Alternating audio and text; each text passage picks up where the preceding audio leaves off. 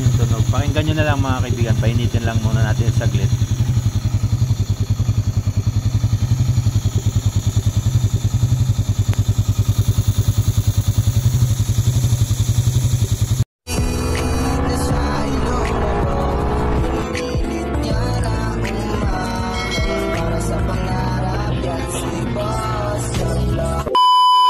Ayan, gugupit lang kayo ng interior. Yung hanap kayo ng interior. Ayan o, interior ng bisikleta, road bike. Ayan, tapos gugupitin nyo ng ganto. Ito mga kaibigan, ayan o. Bali pag bumili kasi kayo ng yung velocity na ganto, may kasama na yan. Ayan, actually rekta yan sana, pero ang ginawa ko is nilagyan ko pa ng ganto. Ayan, nilagyan ko pa ng tela. Ayan. Makikita nyo naman yung finished product ng pagkakagawa ko sa video na to. Basta tapusin nyo hanggang dulo, pati sound check. So, yun lang mga kaibigan, ilalagay nyo lang na ganyan yan.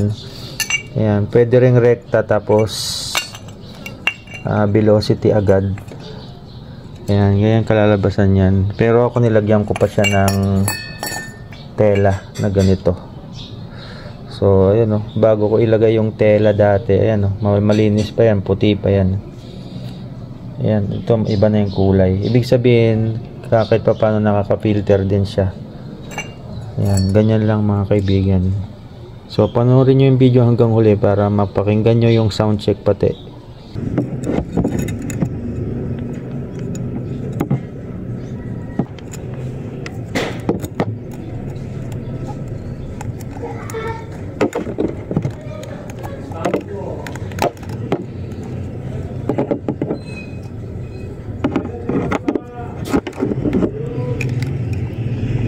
So ayan mga kaibigan, ganyan lang. Tapos para magandang tingnan, lagyan nyo uli ng isang ganto. So ayan lang mga kaibigan, ganun lang yung diskarte.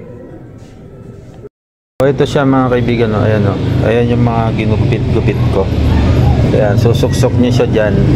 Ayan, tapos ilalagay nyo yung ganyan, ayan siya. Ayan ang kalalabasan yan, ayan ayan. Ganyan lang ang diskarte mga kaibigan sa mga nagtatanong. So yung sound check, wait lang, ikakabit muna natin mga kaibigan. So ito na mga kaibigan yung ram air. Ayan, naikabit ko na. Ganun lang ang diskarte. So, gayahin nyo lang kung gusto nyo mga kaibigan. Tapos yung sound check naman nito is isa-sound check natin after nating maikabit. Ang maganda dito mga kaibigan is maganda yung hatak kasi parang high flow filter. Kung nakagamit na kayo ng stock airbox na may air filter na high flow, yung mga aftermarket, parang ganun lang din to. So ganyan yan nakakabit mga kaibigan. Ayan, ayan, ayan yung position yan. Iayos pa natin. Ayan, ayan yung pinaka set nyan mga kaibigan na ram air natin sa Raider 150 Fi ko. Ayan, ito yung mga kaibigan is hindi to advisable pag maulan kasi nakakahigop ng ulan to, lalo na malakas dito nakaposisyon. Pero pagka gusto nyong hindi pasukin ng tubig o humigop ng tubig, lagay kayo ng acrylic. Since ngayon is medyo tag-araw naman, ayan summer, ayan, dyan ko nilalagay yan. Pero pagka tagulan, nalalagyan ko na ng acrylic cover yan mga kaibigan. At wait nyo na lang at isa-sound check ko. I-set ko muna lahat. So ito na mga kaibigan, na ikabit ko na ulit. Ayan, ayan, naigpitan na rin natin. Ayan, ito siya. Ayan, i-on muna natin mga kaibigan. Ayan, cold start muna natin.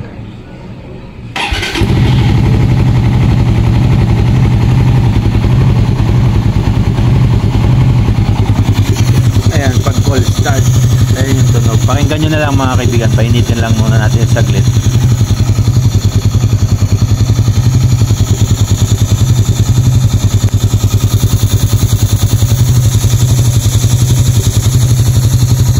Yung tunog niya mga kaibigan na parang hangin na humihigop, na humihinga-hinga is normal lang yun mga kaibigan dahil sa pressure.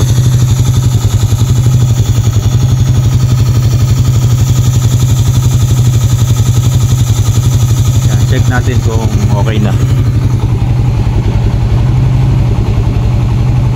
Ayan, stable na sa 3 bar. Ayan, rev na natin mga kaibigan. Sound check na natin.